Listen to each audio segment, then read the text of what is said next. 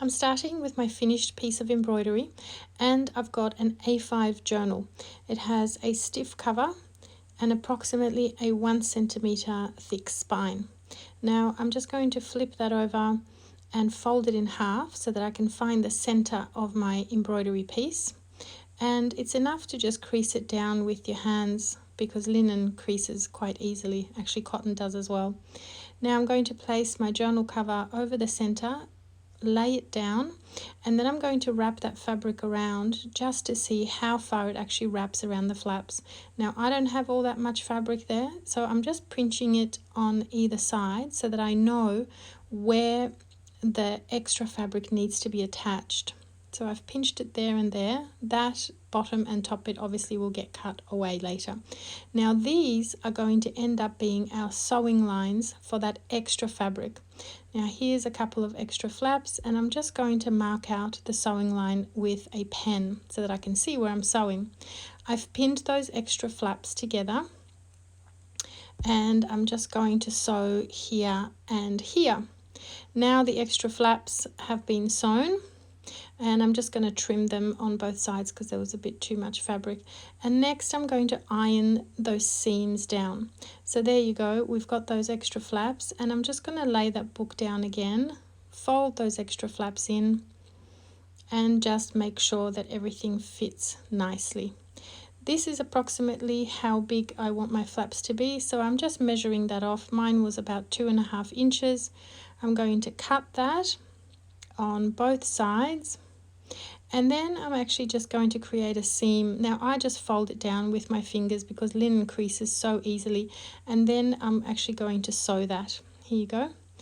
Now we're going to cut away the left and right side. Once again, I'm going to place my journal down, and then I'm just using this pen that comes off with a heat with an iron. I'm just marking out the size of that actual journal, and those lines there are going to be our sewing lines.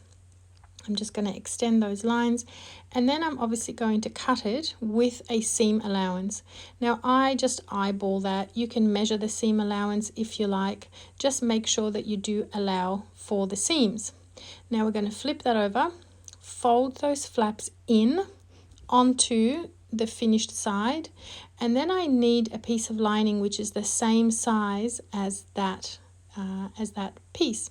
So I've got a piece of red fabric, and I'm just measuring around it, and I'm going to cut it out so that it fits neatly over the top of that embroidered piece. So that is just going to get laid down.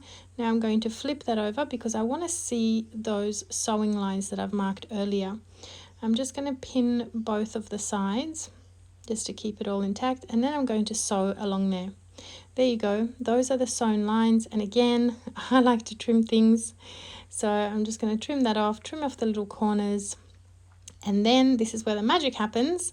You're going to pull that inside out, and see, it's already starting to come together, and then those flaps again need to be turned out on both sides.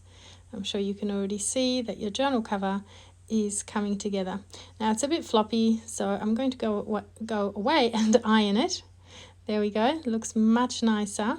Now let's see how that journal fits. Now it should be a nice tight fit. You don't actually want it to be kind of floppy or anything like that. So if you think that it's too tight, it's not, because once you sort of squish it in and get it all looking nice. Now here I'm actually going to add a little bit of embroidery, and I've just decided on a simple running stitch along the edges, and I think it makes it look much nicer. Makes it look handmade straight away, doesn't it? All right, let's pop that journal back inside both sides.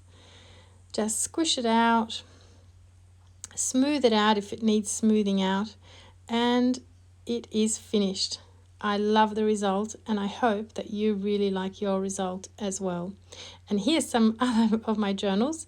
This is the 7th one that I've made now, so I've got a lot of journals. I hope you enjoyed this project.